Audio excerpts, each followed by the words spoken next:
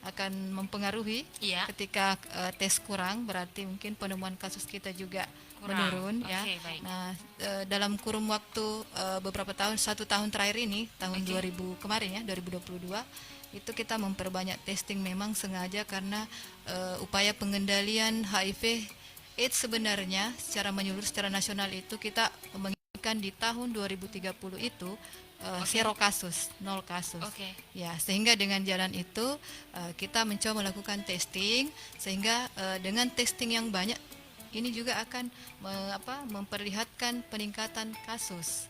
Oke. Jadi untuk tahun 2021 itu mungkin meningkat karena memang testing dilakukan Lebih banyak. lebih banyak, ya seperti itu. Karena HIV/AIDS ini sebenarnya akan menjadi sebenarnya mungkin banyak tapi karena kita tidak lakukan testing Karena pandemi kemarin. iya, sehingga kasus penemuan-penemuan HIV ini yang positif ini berkurang. Namun pada tahun 2022 ini ya meningkatlah sedikit dibanding tahun 2021. Nah, Bu, panggilnya istri apa Ibu Ani saja? Ani. Saja. Nah, Bu Ani, ada yang ingin mungkin disampaikan, dijabarkan terkait tema kita kali ini sebelum saya kasih pertanyaan mungkin? Ya, ini terkait untuk tema kita pada hari ini perempuan ya. Penularan perempuan itu beresiko karena terutama mungkin dari kalau kita melihat dari cara penularan itu kan dari pasangan kan. Siap. Kalau ibu, kemudian kalau perempuan kita juga punya yang namanya populasi kunci yang menjadi target sasaran program HIV itu wanita pekerja seks itu ya. Oke. Itu juga termasuk kan bagian dari perempuan dan Oke, iya, mereka juga punya hak untuk meningkatkan kualitas hidupnya sehingga dari situ kita mencoba untuk penanggulangan program di Kota Parepare. Kita ada sekarang secara nasional memang triple eliminasi itu khusus untuk ibu hamil. Oke. Iya. Triple eliminasi itu seperti apa nih, Bu Iya. Ani? Ya, jadi semua triple eliminasi ini maksudnya adalah penanganan dari testing HIV bagi ibu hamil, terus tes sifilis. Ini kaitannya sifilis dengan HIV sangat dekat karena ini berpotensi lebih cepat menular menjadi HIV ketika ada IMS ya, infeksi menular seks. Dari pemeriksaan sifilis nanti kita bisa melihat. Kemudian ada satu lagi untuk hepatitis B. Oke. Ya, jadi ini 3 dilakukan pemeriksaan teks semua pada ibu hamil di kunjungan pertama pada saat pemeriksaan di layanan kesehatan seperti itu. Di layanan. Oke, puskesmas. Ya, seperti puskesmas, klinik bisa. Dan itu berbayar atau gratis sesuai Gratis, ya. Nah, jadi nggak ada lagi ya istilah nggak periksa-periksa ya untuk ibu Ya, hamil benar. ya. Ya. Nah, sekarang pertanyaan, kami punya pertanyaan ini ya, mohon izin. Nah kan perempuan itu saya kemarin teman saya sempat cerita gitu, suaminya kena HIV. Lalu istrinya, banyak orang yang bilang sampai menjauhi istrinya gitu kan. Ini kenalan, bukan kenalan tapi teman saya kerja di suatu tempat lah istilahnya, dan akhirnya melihat orang ini gitu. Apakah perempuan ketika suaminya kena HIV itu secara otomatis kita sebagai perempuan akan kena? Sebenarnya tidak ya, karena kita bisa mencegah. Artinya ada proses pasangan bisa mencegah dengan melakukan misalnya berhubungan. Ada kan penularannya itu ada beberapa ya. Oh iya, Kalau betul. lebih banyak itu kalau untuk pasangan yang saya maksud tadi pasangan seksualnya ya, kita harus melakukan hubungan seks yang aman. Oke. Ya, yang aman khususnya mungkin dengan menggunakan alat pelindung ya. Oh iya, Ya, betul. menggunakan kondom seperti itu. Karena kalau untuk dalam aktivitas sehari-hari itu tidak menular ya. Iya, Menular. betul. Ya, ini kan stigma yang beredar Ya. bahwa kadang melalui makan yang dulu-dulu itu Iya, lebih iya, parah betul. lagi. Piring. Ya, harus dibedakan. Itu kan diskriminasi ya. Iya. Ya, sekarang itu pengendalian HIV untuk secara nasional ya. Iya. Kita juga mau zero diskriminasi. Jadi Oke, zero. tidak ada lagi diskriminasi bagi penderita HIV. Seperti itu. Jadi bisa dilakukan mencegah ya, mencegah banyak kasus pasangannya saat tidak. Yang satunya Iya. istri pasangan satunya Iya, tidak. iya. Selama dilakukan tahu cara pencegahannya dan yang utama adalah secepatnya, makanya deteksi dini itu penting. Oke. Deteksi dini secara cepat mengetahui ya mengetahui bahwa statusnya dia HIV atau tidak ya. Dan ini dari program kami itu di Dinas Kesehatan Iya, siap. ada 8 kelompok yang kita punya target sasaran, termasuk tadi bumil salah Oke, Ibu satunya. hamil. Kemudian yang penderita TB itu wajib juga dites, TB. ya Oh, TBC ya. oke, siap. Kemudian ada warga binaan ya, warga binaan pemasyarakatan di lapas itu juga. Oke. Iya, di situ kan kadang ada perempuan juga ya sana. Kemudian yang apa ada laki-laki ya, sesama lelaki ya. Oh, Ini kan ada LGBT bisa ya, bilang, LGBT kita bisa bilang seperti itu ya? Iya, benar. Takutnya saya salah ucap nanti. Iya, Ada benar. istilah-istilahnya Iya, kan, lelaki, istilah penderita kesehatan. lelaki ya, LSL seks ya. Laki seks laki seperti itu. Oh, jadi ada kita istilah bahasakan medisnya. LSL. LSL. Ya, Oh, kemudian ada WPS ya, wanita pekerja ya. Seks. Oke. Kemudian ada yang pengguna jarum Suntik. penasun. Itu kan tapi sekarang di Parepare itu kurang enggak sama waktu dulu-dulu yang datanya itu tahun-tahun 2006 seperti itu banyak, tapi sekarang tidak ada. Kami tidak menemukan itu lagi. nah, di tahun 2021 kan turun, lalu kemudian di 2022 kasus di Parepare itu agak naik. Nah, kenaikan ini mayoritas apakah ada banyak perempuan atau banyak ke laki-laki nih? Laki-laki, Banyaknya ke laki-laki perempuan sekitar 13% kali ya. kenaikannya. Tetapi ini di Parepare apakah masih istilahnya bolehkah kita mengatakan masih terkontrol, maksudnya tidak terlalu banyak? Bolehkah kita mengatakan seperti itu? Ya sih sebenarnya, karena kita lihat kondisi Parepare juga mungkin kan daerah transit Iya. ya, kota ya, Iya. tingkat pergaulan. Kemudian ini juga kasus juga ini bukan untuk penduduk kota Parepare ya, bukan cuma kota Parepare. Ini ada dari penduduk luar masalahnya. Ya. Masuk ke Parepare. Iya, Parepare. Jadi kalau dilihat mungkin kelihatan banyak ya seperti itu. Tapi memang kota Parepare menjadi salah satu tempat masyarakat di luar kabupaten kota lain mendapatkan layanan perawatan ya. Oh, seperti untuk- demikian. Ya, makanya kalau melihat data pasti cukup besar. Cukup Ya, besar. tapi padahal itu hanya sebagian dari luar kota Parepare. Oke, jadi bukan semuanya nih para Ya, pendengar yang dari benar. Parepare. Nah, saya penasaran karena kebetulan ini temanya wanita dan anak. Adakah di Parepare atau pernahkah Ibu Ani ini melihat ada kasus penularan dari ibu ke anak begitu? Iya, untuk itu kan kemarin mungkin tahun lalu ya, Iya. ini mungkin Bumil ada beberapa, ya, cuma sedikit itu sekitar 3 kali ya. Tetapi untuk tahun ini saya kebetulan tahun lalu ya, untuk program ini saya Pegang. sebagai penanggung jawab ya, itu belum ada. Belum ada. Ya, makanya untuk pengendalian kita ini, pencegahan penanggulangan kita di HIV ini khusus untuk bayi itu tadi wajib testing bagi bumil. Oke. Iya, ketika kita menemukan dengan cepat, berarti kita bisa melakukan penanganan dengan pengobatan ya, pemberian pengobatan kepada bumil, dan ini akan menurunkan resiko penularan bagi bayi. Ke bayinya. Iya, jadi bisa sampai turun 2% kalau teorinya seperti itu. Teorinya. Jadi tapi kemungkinan besar kena bayinya Iya, bisa 20 sampai 50%. kenanya. Iya. Tetapi ada juga kasus yang bayinya lahir dengan sehat. Iya.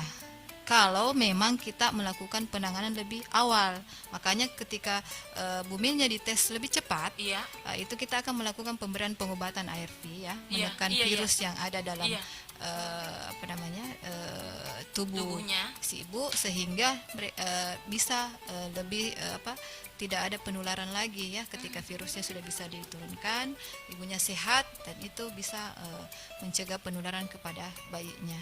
Oke, nah satu pertanyaan lagi Bu, banyak sih pertanyaan saya dari tadi satu terus. Nah, ibu itu kan tadi lewat proses melahirkan, ya, lewat ibu hamil ke bayinya.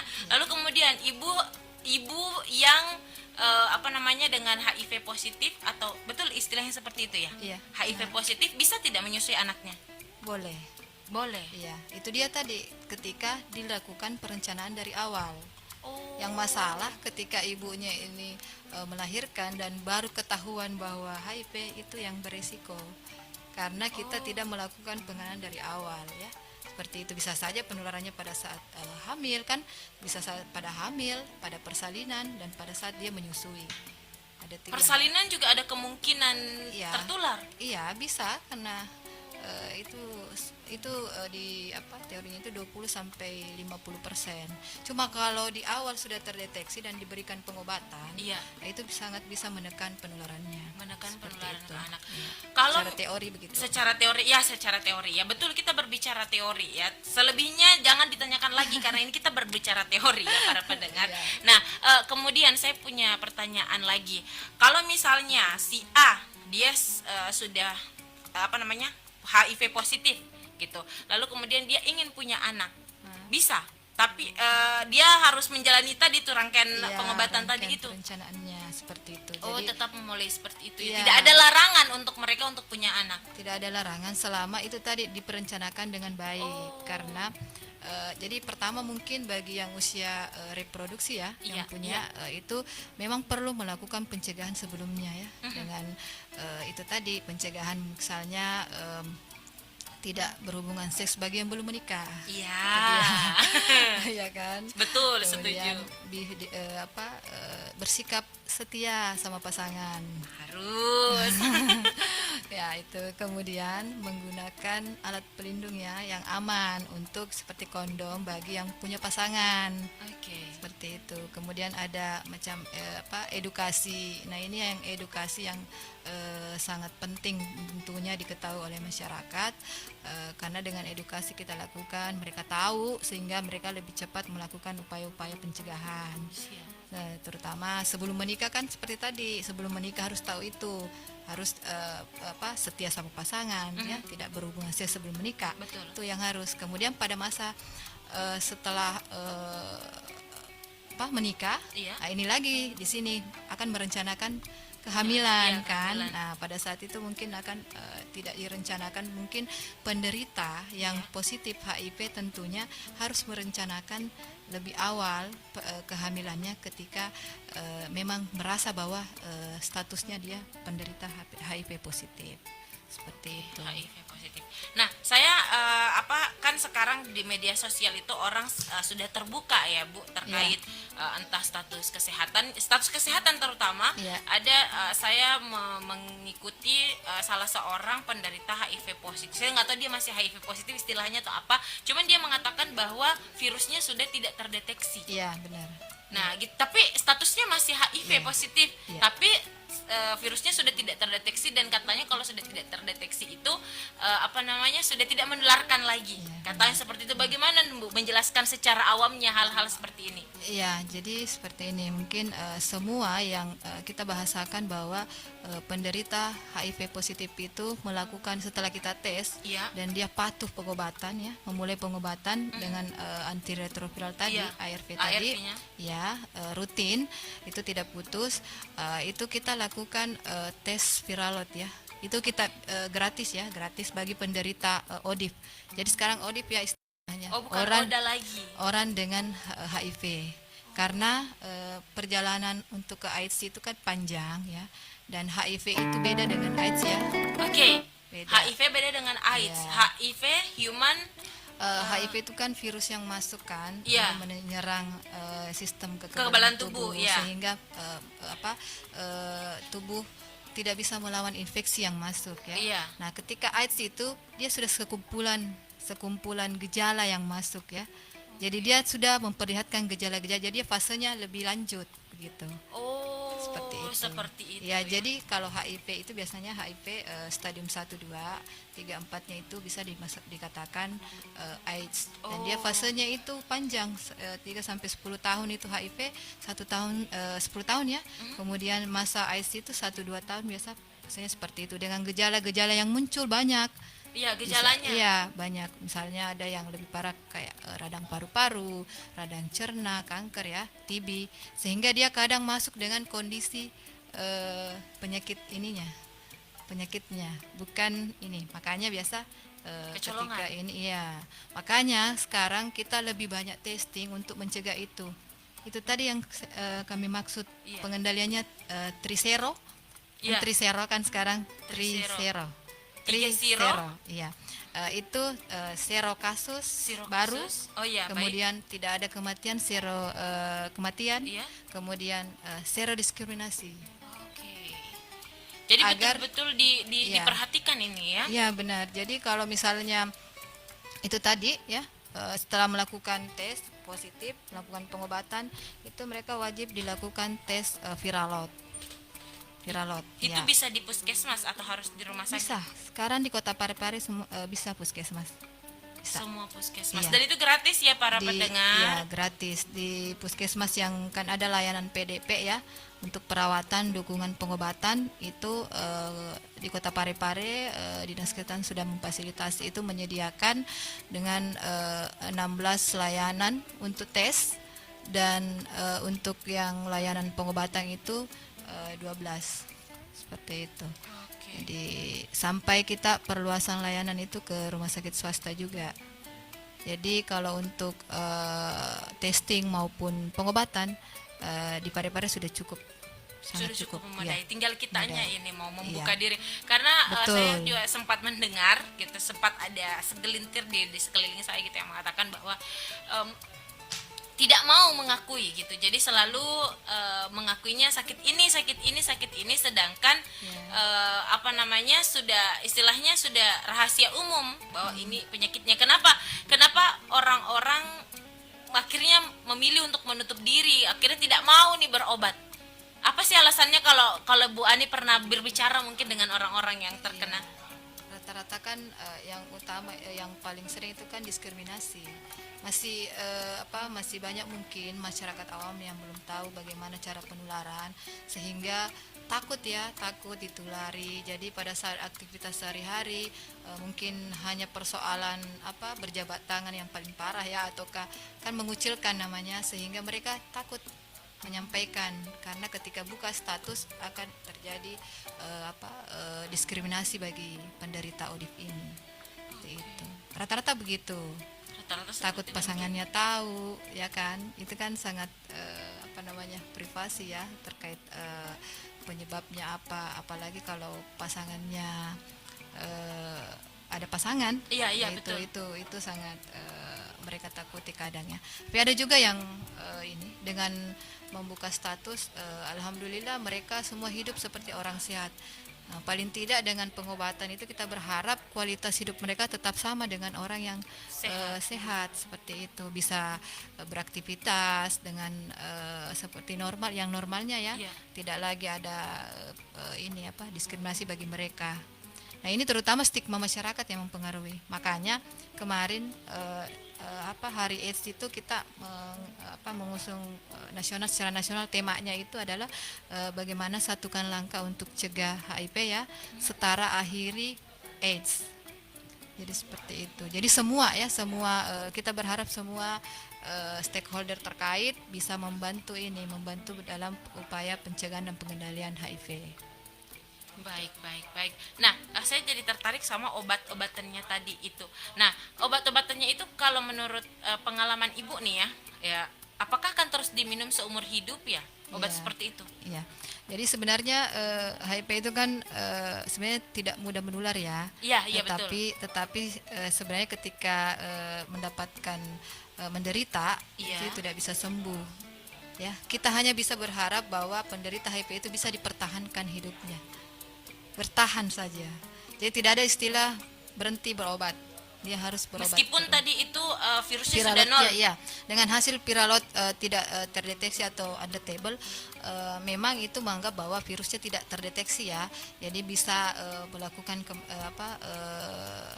seperti kalau tadi ibu menyusui itu sudah aman ya. Iya. Kemudian merencanakan kehamilan itu sudah aman.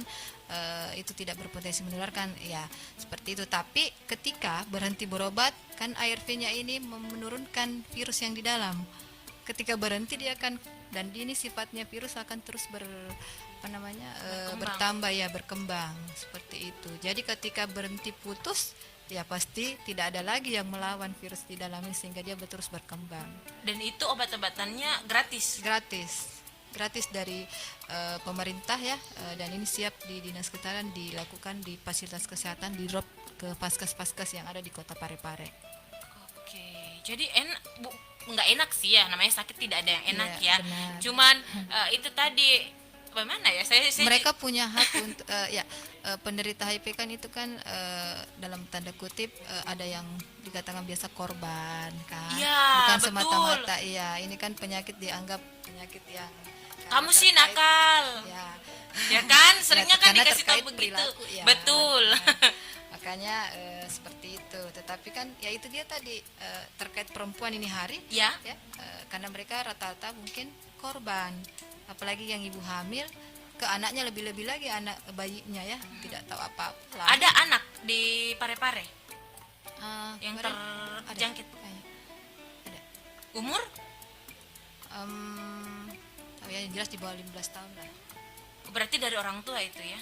Ya, Seperti itu. Jadi kalau anak seperti itu minum obatnya juga sama seperti tidak ada perbedaan obat dengan yang dewasa dengan anak-anak begitu. Sama ya. Tetap sama. Oke, baik. Jadi ini para pendengar setia Radio FM Peduli, hari ini kita bahas tentang HIV/AIDS karena masih banyak sekali stigma, masih banyak sekali mitos-mitos yang beredar. Ada obat-obat apa tuh, Bu? Obat-obat tradisional. Sampai sekarang Ibu Iriani ini udah hampir sejam nemenin saya belum bilang kalau ada obat tradisionalnya.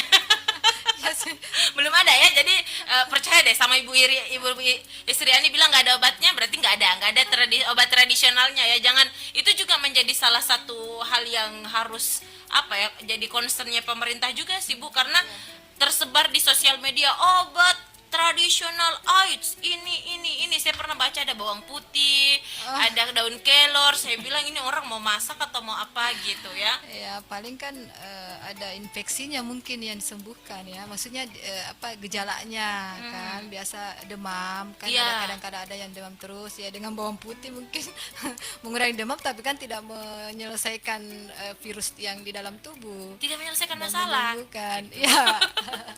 Siap. Jadi nggak ada ya, belum ada obat tradisional. Saya sering sekali menyampaikan di sini saya juga bahas tentang kesehatan. Saya sering sekali menyampaikan bahwa obat tradisional itu sebenarnya bisa dipakai, tetapi ada hitungannya, ada Ya. yang harus diperhatikan. Ya, Jangan benar. sampai yang diobati penyakit A, yang dia serang penyakit B. Biasanya seperti itu kalau obat tradisional Bu. Biasanya seperti takarannya. itu, ada takarannya. Nah, sama nih dengan HIV/AIDS. Jadi yang tersebar di sosial media bawang putih dan daun kelor itu kata Bu Isriani tadi memang mengurangi beberapa gejala tapi tidak menyembuhkan atau tidak menekan si virus tersebut gitu. Nah Bu, untuk dinas kesehatan sendiri nih apa langkah-langkah tadi yang ingin dilakukan terkait apa namanya penularan HIV apa tadi mengurangi ODIF.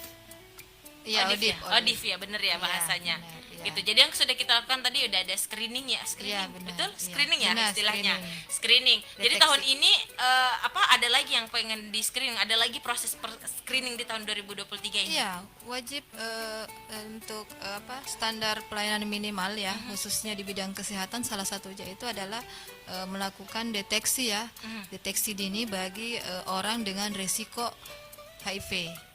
Salah satunya itu tadi yang 8 kelompok yang 8 saya sebutkan tadi, iya. Dan yang paling banyak itu adalah ibu hamil. Jumlahnya itu ibu hamil kan semua wajib dilakukan tes. Oke, Seperti itu. tesnya. Iya. Baik. Nah, para pendengar setia Radio FM Peduli, tadi Bu Isriani juga sudah sampaikan bahwa yang paling apa namanya paling rentan itu adalah ibu hamil ya, dan ibu-ibu sih karena emang kita bahas hari ini tentang wanita ya. Iya, maksudnya rentang di sini karena itu tadi ya pasangan ya. Kemudian kita berharap bahwa ketika ibu hamil yang menderita ini dikhawatirkan nanti kalau tidak dilakukan penanganan penularan ke anaknya, ke bayinya yang utama. Makanya dia concernnya di situ Oke. untuk mencegah penularan Iya. ibu ke anak. Ketika kita mencegah satu orang terkena, Ya. itu bisa menghasilkan 2 orang yang Iya, tidak terkena, kalau ibu melindungi hamilnya. 2 orang Iya, ya. seperti itu. Oke, siap. Saya jadi pengen ingat-ingat gitu waktu hamil tahun lalu itu di screening juga enggak ya? Iya. Nah, Bu Isriani ada lagi mungkin yang ingin disampaikan terkait tema kita hari ini? Em, itu sih tadi bahwa jangan takut untuk dilakukan testing ya, untuk mengetahui status. Justru dengan melakukan pemeriksaan lebih awal, lebih dini, akan memberikan harapan hidup lebih baik dibanding kita tidak melakukan testing lebih awal. Ya, jangan sampai penderita ODIF ini ditemukan pada saat dia sudah menjadi ODA, bahwa dia sudah di fase akhir, ketika sudah dengan berbagai macam gejala yang muncul, dan itu susah untuk disembuhkan dan bisa saja lebih banyak pada berujung kematian. Dan harapannya dengan pemeriksaan lebih dini itu tentunya bisa dilakukan upaya-upaya untuk pengendaliannya, untuk tidak memperberat ya, tidak menambah fase ke fase AIDS lagi, dengan melakukan pengobatan lebih dini di masa HIV. Iya, jadi Iya. ketika kita berobat dari awal Iya. ya, tadi itu kan mengurangi gejala juga mungkin ya. Mengurangi kesakitan virus ya, Iya. yang di dalam tubuh penderita ODIF itu kan virus ya. Nah itu kalau mohon izin Bu, ini dari tadi ini lupa dibahas ya. Iya. Jadi kalau orang ODIF itu gejala awalnya seperti apa sih gitu? Sebenarnya tanpa gejala kalau ODIF, makanya itu Hah? tanpa gejala. Nggak ada Ya, batuk-batuk. jadi dia flu. tiga fase perjalanannya itu Iya, ya, masuk, silakan. tertular, ada periode jendela ya, ketika masuk 3 sampai 6 bulan, ketika tertular dari penderita ya, penderita yang positif HIV, dia akan masuk lalu 3 sampai 10 tahun itu masa terinfeksinya HIV ya, HIV positif. Iya. Nah, ini kalau tidak dikendalikan, tidak dilakukan pengobatan, itu dia akan beralih ke fase AIDS itu. Dan 1 sampai 2 tahun perjalanannya AIDS itu ya meninggal, seperti itu kalau tidak dilakukan penanganan. Tapi kalau misalnya kan tadi ada 8 Kelompok. Iya. kelompok yang bisa Dilakukan testing. Iya. Tapi kalau misalnya cuman ibu berumah tangga biasa kayak saya bisa. Boleh sih Bukan kalau ibu merasa hamil. beresiko pernah resiko ya, beresiko begitu. ya. Kalau semua bisa dites kalau memang dengan inisiatif sendiri boleh. Tapi untuk program pemerintah di standar pelayanan itu kita punya target di 8 kelompok itu. Seperti itu Ya, ibu hamil, penderita TB itu wajib dites HIV juga. Kemudian itu tadi yang warga binaan pemasyarakatan, ada penasun yang pemakai jarum suntik tapi ini di Parit tidak ada. Kemudian kami temukan, kemudian ada itu tadi LSL ya. Oh iya ya, Ya, paham. kalau ada ditemukan ya, seperti itu. Kemudian yang penderita IMS, kalau ke Pasienkes ada yang menderita infeksi Menular menular seks, seksual. itu juga ya Iya. diperiksa seperti itu. Kalau para pendengar saya juga bingung, bahwa itu masih otaknya nih, wah ada tambahan ilmu baru ini saya, jadi masih mengawang-awang. Betul, saya jarang sekali mencari tahu tentang HIV/AIDS ini, jadi memang perlu sekali kita tahu ya, terutama soal mitos-mitosnya gitu ya, penularannya juga sih. Kalau misalnya Bu, ada juga orang kan misalnya begini, kita tidak tahu si A ini meninggal karena apa, cuman dia punya gejala-gejala, orang simpang siur mengatakan oh dia meninggal karena HIV gitu, karena AIDS. Kalau sudah meninggal nih banyak juga loh Bu, saya dengar, ibu nggak pernah dengar, tapi saya pernah dengar, jangan ke pemakamannya itu, jangan melihat mayatnya gitu, nanti menular. Betul, kalau sudah mati masih bisa menular. Ya, sebenarnya begini, kalau kita kembali ke prinsip penularannya ya. Iya, Kita dikenal ada ST ya. Exist artinya bahwa virus ini bisa menular ketika ada jalan keluarnya. Ya, terbuka maksudnya. Oke. Ada luka apa segala macam ya. Kemudian selain itu dia sifatnya bertahan kah itu virusnya di luar? Bertahan tidak? Ya tidak, kita belum paham maksudnya apakah dia bertahan ya ketika dalam jumlah lama mungkin gitu ya. Kemudian berapa banyak jumlahnya itu juga mempengaruhi bisa menular atau tidaknya. Kalau hanya sedikit kan gitu maksudnya. Oh, seperti itu. Prinsipnya, prinsip penularannya seperti itu. Kemudian ada yang buka pintu enternya itu, masuknya, jalan masuknya ada. Jadi ada penularan tadi keluar ya, ada jalan keluarnya. kemudian ada jalan masuknya. Jadi kalau tidak ada jalan masuknya ya tidak menular, seperti itu. Nah, kalau orang meninggal kan otomatis apalagi ya, ada luka terbuka atau tidak.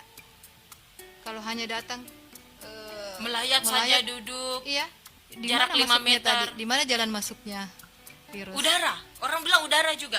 Banyak kan ibu itu masyarakat masih banyak Ya, memahami bahwa mereka tuh kenapa lebih menganggap HIV itu menular lewat udara ketimbang corona yang nyata-nyata dibilang menular lewat udara. Mereka masih tidak percaya corona itu tidak ada. Sekalinya dengar ada orang HIV, ini belum pasti HIV, cuman mereka bilang, "Oh, itu badannya kurus." Gitu kan? Terus pokoknya padahal dia diet, dibilangnya dibilangnya kan HIV. Oh, tidak maulah dia satu ruangan sama orang tersebut. Karena itu nanti lewat udara seperti itu. Ya, stigma kan? yang muncul seperti itu. Makanya itu kita harus pahami dulu bagaimana cara penularannya, kemudian prinsip itu tadi. Iya. Meskipun kita bertemu kemudian virusnya ada, tapi kalau dia tidak ada jalan masuknya ya tidak mungkin juga bisa masuk. Seperti itu.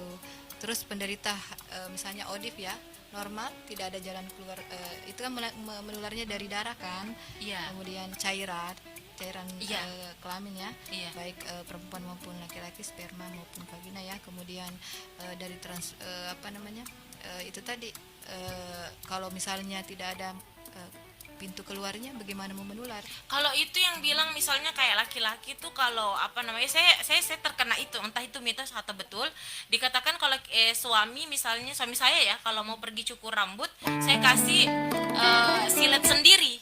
Ya benar. Betul, Iya. betul, bukan mitos itu. Iya. Alhamdulillah, hampirlah saya. Karena takutnya kalau menggunakan cukur yang kayak tadi kan, penasun itu kenapa beresiko karena Panasun itu apa? pemakai jarum suntik. Oke. Ya, ini ketika menggunakan jarum suntik berganti-ganti Iya. kan kadang, dan Oh. itu ada salah satu penderita HIV positif di situ, itu kan akan berisiko menularkan. Yang sama juga tadi, kalau misalnya kebetulan pas Ya. silet pencukur itu Iya. dapatnya orang HIV ya, Iya. ODIP, tiba-tiba ada luka ya mungkin bisa saja masuknya lewat itu tadi, luka itu. Lewat luka tersebut. Jadi benar ya. Saya tuh jujur kadang tidak enak Mencegah sih sebenarnya. Iya, lebih mencegah banyak ya kan. Iya. Tapi ini memang kadang sedikit problematika juga kalau digunakan seperti itu caranya, minta diganti siletnya juga tidak enak. Tapi kalau Oh gitu. iya begitu kita ibu sih tidak pernah ada di masyarakat tuh ya. Masyarakat sekarang tuh masih apa ya, ini kayak masih hal yang tabu untuk dibicarakan, Iya benar, tabu. tabu Ya, sekali dan untuk makanya dibicarakan. juga itu dia tadi penularannya itu kita masih ini kita berbahasa paling teori saja ya. Iya. Teori. Kalau untuk bukti dan penelitian itu kan yang kayak jarum silet tadi Iya. kan ya itu belum ini, tapi yang paling terbukti itu yang itu tadi, pemakai jarum suntik, melalui pemakai jarum suntik itu yang terbukti. Yang Seperti terbukti itu, ya. iya, tapi istilahnya Transfusi darah, kalau misalnya transplantasi organ kan, kalau misalnya penderita ini kan, tapi sekarang kan sudah sangat ini karena semua di screening ya, di UTD Iya. juga men-screening itu. Oke, baik, siap. Nah, itu tadi ya para pendengar secara DFM Peduli. Jadi stigma-stigma kita sebenarnya yang kita nih harus banyak-banyak belajar mungkin ya. Ya banyak kok di media sosial. Iya, betul. Pembelajaran. Karena apa ya? Kasihan juga ke mereka ketika mereka tidak mau membuka diri kayak Ya rata-rata sih itu tidak mau membuka diri, faktor itu stigma yang masih iya. ini. Tapi menurut Ibu Istriani selama tahun 2022 kemarin memegang program terkait HIV ini, masyarakat Parepare bagaimana ketika di diedukasi terkait HIV ini? Apakah mereka membuka diri atau mungkin ada tantangan-tantangannya, Bu? Rata-rata sih kalau untuk masyarakat Pare itu terbuka ya, layanan. Kalau yang dari luar kota Parepare kan mungkin lebih nyamannya berobatnya di Parepare seperti Di itu. tempat di kota lain tidak ada ya? Ada sih, ada. Semua kota di seluruh Indonesia ada. Iya ada, pasti ada layanan PDP ya, Oke. perawatan dan dukungan pengobatan ada. Cuma begitu ya, tergantung itu dia tadi, kalau diskriminasi itu masih ada, karena diskriminasi itu bisa saja ada di beberapa tempat termasuk di layanan kesehatan ya. Tapi kalau untuk di kota Parepare semua sudah terbiasa dengan penanganan ODIP seperti ini, jadi mereka nyaman lah, semua di Kota Parepare, puskesmas, rumah sakit itu sudah ini lagi sudah nyaman lah untuk ODIF-nya berobat. Seperti itu. Oke, jadi untuk Anda nih para pendengar setia Radio FM Peduli yang masuk ke 8 golongan tadi, 8 Bu ya? Iya, benar, 8 kelompok. 8 kelompok yang tadi sudah disampaikan sama Ibu Istriani itu bisa screening, bisa di puskesmas. Iya, bisa. Bisa pakai BPJS bisa. Iya. Pakai BPJS itu bisa ya. Jadi kalau ada BPJS-nya bisa ya, gitu. Obatnya juga Sudah pasti kalau BPJS. sudah pasti kalau BPJS ya. Iya. Terus kemudian obatnya juga gratis ya Bu ya? Iya, gratis. Gratis juga. Nah, masih ada 10 menit kebersamaan kita. Ada lagi yang ingin disampaikan, Bu? Iya. Itu sih kalau terkait program kami di Dinas Kesehatan Ya. seperti itu, melakukan testing, kemudian ketika ditemukan ya kita lakukan pengobatan. Ini kita harapannya ketika melakukan pengobatan secara cepat, otomatis kematian itu bisa kita tekan, kemudian mencegah juga penularannya. Jadi harapan kita di tahun 2030 untuk pengendalian program HIV itu zero Kasus. eliminasi itu bisa tercapai. Jadi mohon bantuan dari semua stakeholder terkait, bagi masyarakat yang mungkin merasa beresiko, menyadari diri Iya. beresiko, silahkan datang ke puskesmas maupun rumah sakit untuk dilakukan testing. Seperti itu, jangan takut, karena justru dengan melakukan testing lebih awal itu akan lebih istilahnya memperbaiki kualitas hidup penderita ODP itu sendiri. Ya, bayangkan kalau tidak dilakukan testing lebih awal dan ketahuannya pada fase AIDS, itu akan berujung kematian seperti itu. Nah, kan tadi saya menarik pemahaman gitu. Mereka tidak mau membuka diri karena takut dengan stigma-stigma masyarakat, ya kan, lingkungan istilahnya. Nah, ini kan berhubungan ke psikologisnya, psikisnya mereka. Ada tidak yang dilakukan dari pemerintah, bantuan misalnya ke apa tadi ODIF ya? Ke ODIF ini terkait bantuan terhadap psikisnya.